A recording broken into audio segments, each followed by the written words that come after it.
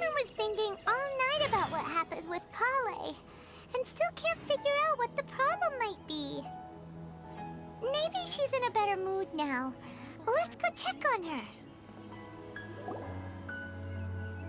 Ah, it's you two. I was just about to go look for you. Huh? Tighnari? What are you doing here? Where's Kale? I came to check on Kale's condition. To put it simply, she's not well.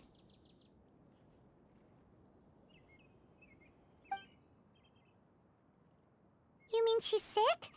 How could she be... Oh, wait a minute. Could it be because of what Paimon did yesterday? No need to worry. Something as small as you could never harm her. This sickness is something that Kale has been dealing with for some time. Kale has been more excited than usual since you two arrived. A little too much so, to be honest. She hasn't remembered to take care of herself. I suppose it's understandable, though. She hasn't been around anyone she considered a friend for some time now. It must have been refreshing for her to have you two here.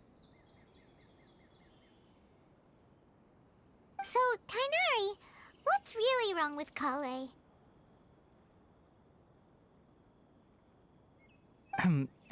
Let's take this conversation elsewhere. Kale just fell asleep after taking her medicine. She needs some peace and quiet.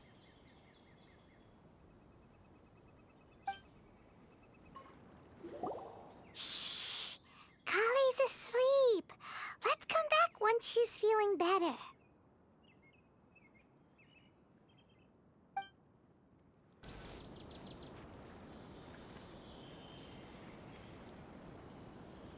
All right, let's continue our conversation here, shall we? To be honest, I hadn't realized that you're that honorary knight from Mondstadt until Kale told me just now. I've also heard all about your deeds in Liyue and Inazuma. So, just to clarify, what I'm about to tell you about Kale is not because of who you are or your past feats. Instead, I am going to tell you because... well, because Kale asked me to. And honestly speaking, I was against Kale revealing her past to you. But she insisted, saying you two treated her with sincerity and as a friend. So now she wishes to reciprocate the gesture. So, Tighnari, what exactly is wrong with Kale? You said this is something she's been dealing with for some time. Just how serious is it? Right. Ever since she was a child, she's been afflicted with a disease called Elazar. Elazar? Yes, it's a disease unique to the lands of Sumeru. It is characterized by dark and hardened scales that form on the body. At first, the afflicted may only feel mild numbness on the affected area of the skin. However, as the disease progresses, one may begin feeling fatigued and even experience peripheral paresthesia. In its final stages, the disease strips a person of the ability to control their own body, and they effectively become completely immobile. That sounds terrifying.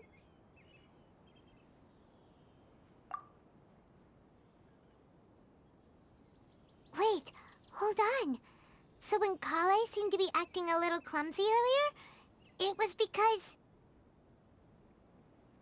Correct.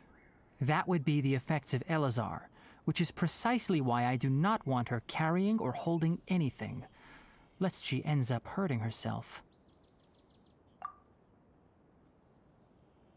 With appropriate treatment, the disease can be effectively controlled before it progresses to a more serious stage. However, there is unfortunately still no true cure for Elazar. Nevertheless, Kale's mother still hoped there was something out there.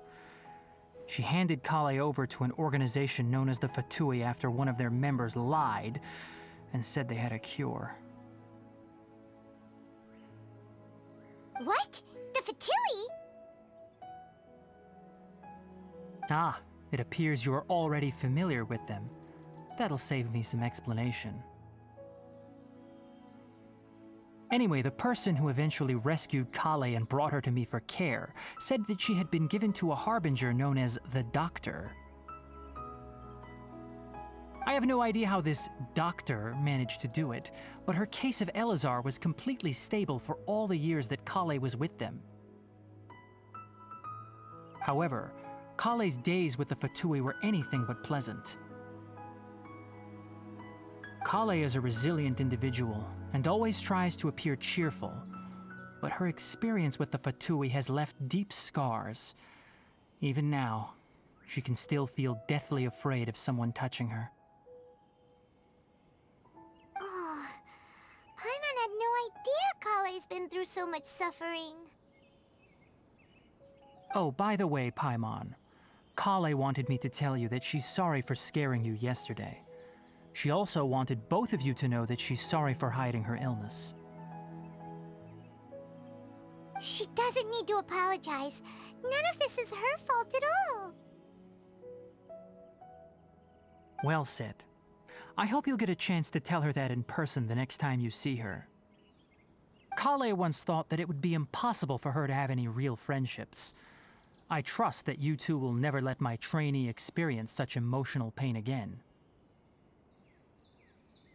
Don't worry, Tainari. We'll take good care of her. Well, it's not too serious at this point. She overexerted herself the last couple of days, which is what led to her breakdown this time. As long as she has taken her medicine and gets plenty of rest, she should get better. Though, I must admit that Kale's condition was much more stable when she first arrived here in Gandharvaville.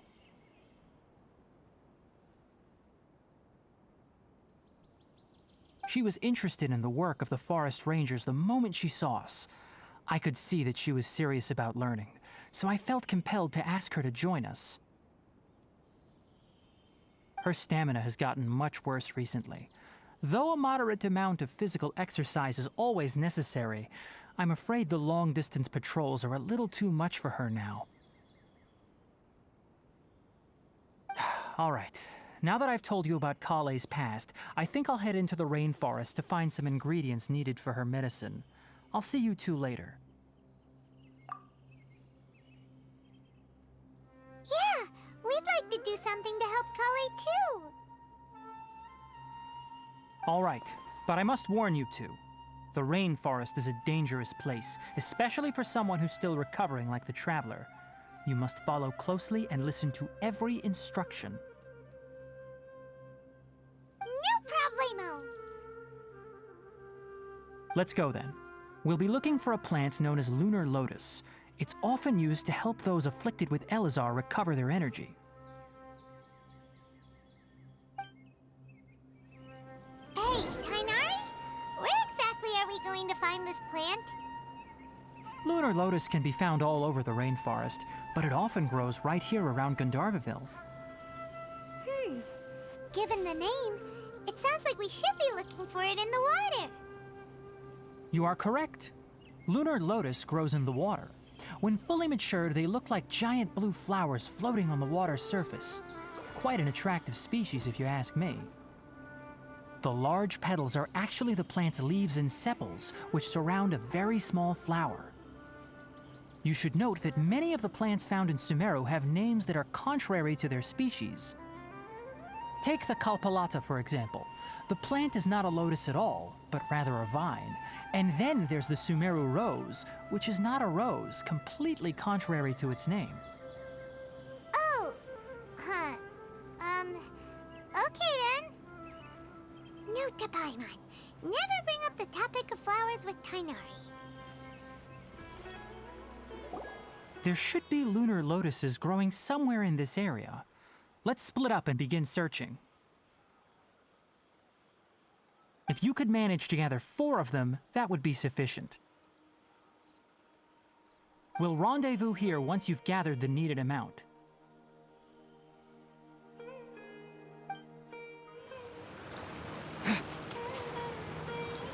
Alright, we've gathered enough lunar lotuses. Let's head back to meet Tainari. Hey, Tainari! We found the lotuses you requested. Let me take a look.